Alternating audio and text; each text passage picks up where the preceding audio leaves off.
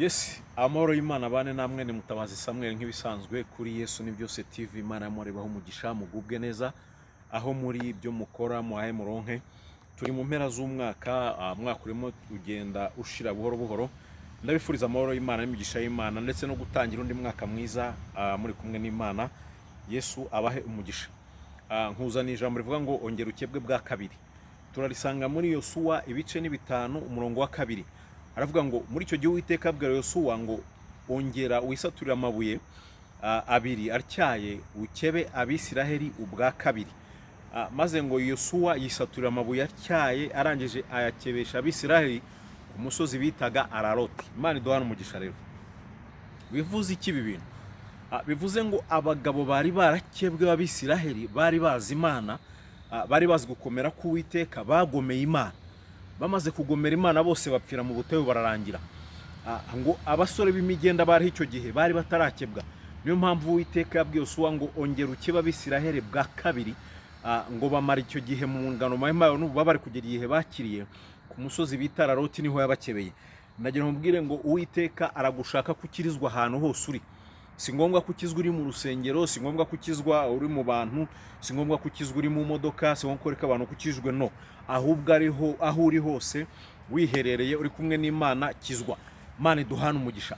Ababisiraheli bakimara kugomera Uwiteka ngo yagiye batsinda mu butayu buhoro buhoro, kubera ko bagomeye Imana, banze gukurikiza amategeko ya Mose, baritotombye, inzara yaraje, bavuza induru, amazi ashize, ibibazo biravuka, bitotombera Imana na Mose. Ngo Imana ishaka kubatsinda mu Egiputa, ariko ngo Mose aravuga ngo abwira Imana ngo Farawo nabyumva azavuga ngo wananiwe kudutsinda hehe, wananiwe kutugeza i Kanani, ngo none udutsinze mu butayu. Maze ngabwira Imana ingingo aravuga ngo mbere yo kwica Abisiraheli ngo banzo nsibe mu gitabo cy'ubugingo ngo ubone kuturimbura rwose. Kandi Imana yambwiye ngo reka mbice we nzakugira ubwoko bukomeye Mose. Ngo Mose akanira Imana. Ndagira ngo mvuge iki kintu, abantu bagabura iby'Imana cyangwa abakozi b'Imana bakabaye kuba ari abantu b'abanyempuhwe, bakabaye kuba abantu bakwiriye kuragira intama z'Imana. Yesu ashimwe cyane. Mbibwirira rero ngo ahantu hose uri wihane, wongere ukizwe, wongere uba amahoro, wongere wumve Kristo muri wowe, ukebwe ubwa kabiri. Nibyo warihanye urabatizwa, wenda uvuga n'indi misimbizi, uzi n'indi nyinshi zo mu gitabo n'imirongo myinshi ya Bibiliya, ariko ushobora kuba ufite uburyarya. Nabonye ikintu kimwe kibabaje giteye ubwoba kandi kibi kurusha ibindi. Umuntu avuga Yesu ashimwe yarongeyeho uburyarya, akavuga Yesu ashimwe afiteho ubusambanyi, akavuga Yesu ashimwe ari umujura, akavuga Yesu ashimwe akurangiye akazi agomba kurya ku mushahara wawe, mbese akavuga Yesu ashimwe kunyurwa bitariho. Yesu ashimwe bayongeyeho uburyarya n'ubugome n'ubucabiranya n'ubutini n'ubutiriganya bwose. Bivuze ngo Uwiteka umunsi yakuyeho uruzitiro, isi zabota. Rero ariko haracyari amahirwe ngo Yosuwa arongera akeba Abisiraheli bwa kabiri ku musozi Araroti. Bivuze ngo nawe wakongera ugakizwa, wakongera ukava muri ibyo. Abantu b'icyo gihe bari bagoye no kumva, ni nk'ab'iki gihe. Abagabo bakoraga ibizira byinshi cyane, barafite abantu bavanye mu Egiputa bazanye nabo, bari bafite n'ibindi n'imijinya muri bo na kamere mbi cyane muri bo.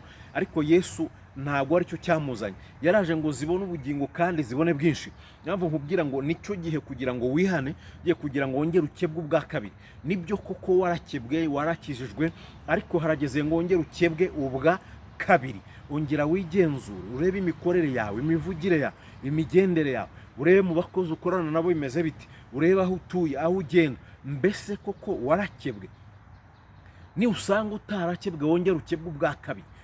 Hanze aho ibintu byabaye zagara, nta mwana ntacyubaha umukuru, umukuru ntacyubaha umwana, ibintu byose ndabizi, ndamenyereye, ndi umunyamujyi, iwacu ni city ku itaranyami byose, ibintu byose ni ndabizi. Ariko hari hageze ngo niba udafite n'umuco w'Ubumana basi ugira umuco w'Ubunyarwanda, ugira umuco w'Umunyarwanda.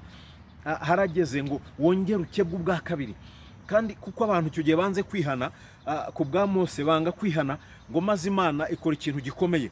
Ngo ibwira Mose ngo abantu bashaka gukukira Biramu n'abandi ngo bajye ukwabo, maze ngo ubutaka burasama burabamira.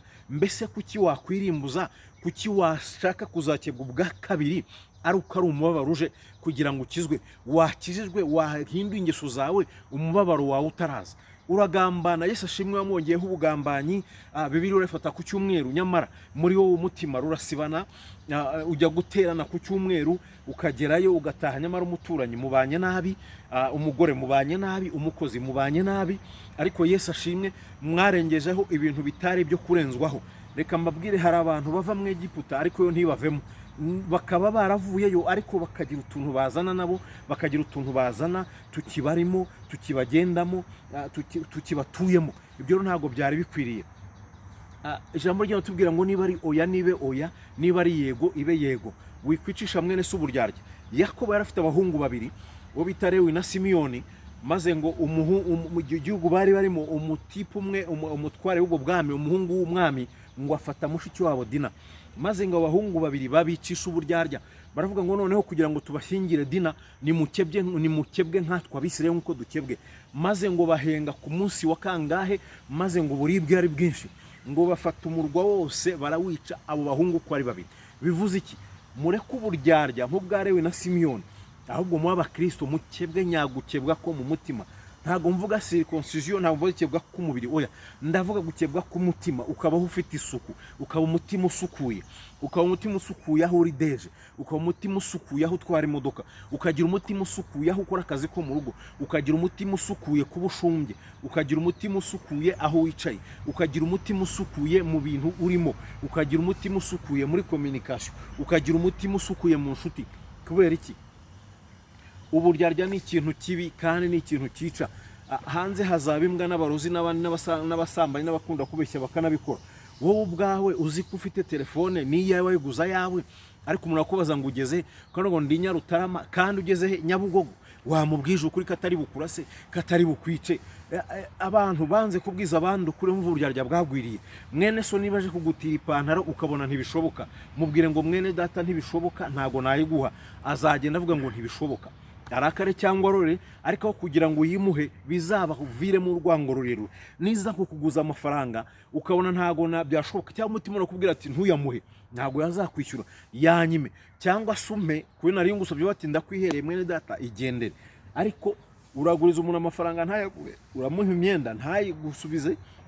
Ibyo byose ugasanga birimo biraza, tukabirenzaho Yesu ashimwe. Ku cyumweru tukabyina, tugatendereza, nyamara muri twebwe ubugome buteye ubwoba, muri twebwe turaba nyamabi. Bivuze iki rero? Buri wese uzumvira ijambo ry'Imana azakebwe ubwa kabiri.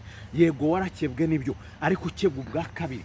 Kebwe ubwa kabiri ku mukozi wo mu rugo, kebwe ubwa kabiri ku kazi, kebwe ubwa kabiri aho ugenda, kebwe ubwa kabiri aho utuye, kebwe ubwa kabiri wa musore we, ukebwe ubwa kabiri wa mukobwa we, ukebwe ubwa kabiri wa mupapa we. N'ikimana dushaka gukebwe ubwa kabiri, tukagira imitima itunganye, imitima yuzuye ukuri, imitima ituzuye uburyarya, imitima ituzuye ishyari n'igomwa n'ibindi. Tukagira imitima ubwira mugenzi wawe ngo iki si cyo ntuzongere. Kandi reka nkubwire, nibyo iyo akubwiye ngo iki si cyo ntazongere akakicikaho, aba ubonye inshuti nziza. Ariko iyo atagicitseho uramwihorera. Rero tureke uburyarya, tureke ubucabiranya, tureke amafuti n'ibindi byinshi, ahubwo dukebwe ubwa kabiri, twubakwe nk'amabuye mazima, twubake nk'amabuye mazima, tube imisozi y'ikitekererezo. Reka mbabwire, itara riri hejuru ahantu hose nyaburanga, itara iyo rihari riramurikira abantu bakavuga ati hariya ni hariya, kubera ko hari itara abantu bahazi rihamurikira. Mbese wowe niki kikumurikira? Mbese abakureba bashima Imana cyangwa babona uri umusazi, babakwita umugome, ubundi witwa iki? Nyuma y'izina ababyeyi bakwise n'iryo umugore wakwita, ubundi witwa ngo iki muri karitsiye iwawe? Witwa ngo iki mu bana bawe? Witwa ngo iki mu rugo iwawe? Witwa ngo iki mu bagenzi mukorana? Ubundi uri iki? Ngiye Sam ikintu banziho ko ngiye mvuze oya ni oya na yego ni yego. We bakuziho iki? Wenda se Gaspard icyo bamuziho wenda akavuga ati yego kandi avuga ati wapi. Wenda Rwagasana icyo bamuziho n'umubwiye ngo mwaramutse, arakubwira mwaramutse, yagera imbere ati kavuna icumu. Reka mbabwire, ibyo ntabwo byari bikwiriye mu bana b'Imana. Ibyo ntabwo bikwiriye mu bana b'Imana. Inzangano, amatiku, intonganya, oya. Dukebwe bwa kabiri, nibwo tuzabona iby'Imana, nibwo tuzaba b'Imana ishaka, nibwo tuzagera tugomba kugera. Ariko buri wese nakebwe ubwa kabiri. Yesu ashimwe cyane. Ni kuri Yesu byose TV narashoje. Rero twari twasomye Yosuwa 5:2-3, havuga ari amagambo avuga ngo muri icyo gihe Uwiteka abwira Mose ngo wityariza amabuye abiri, ibisate bibiri by'amabuye wongera ukiba Abisiraheli ubwa kabiri. Ngo nuko Yosuwa asatura amabuye ngo ibyo bisate bibiri ngo abikebesha Abisiraheli bose ku musozi Araroti. Bivuze ngo kirizwa ahantu hose uri. Wakirizwa mu modoka utwaye, wakirizwa muri ofisi, wakizwa hari ibyaha, wakirizwa mu nzoga abandi bazinywa ntuzimwe, wakirizwa ahantu hose ushaka gukirizwa, ariko ngera ukebwe ubwa kabiri. Yesu aduhana umugisha rero, n'iryo jambo numvaga twasangira. Mana mu izina rya Yesu, amen.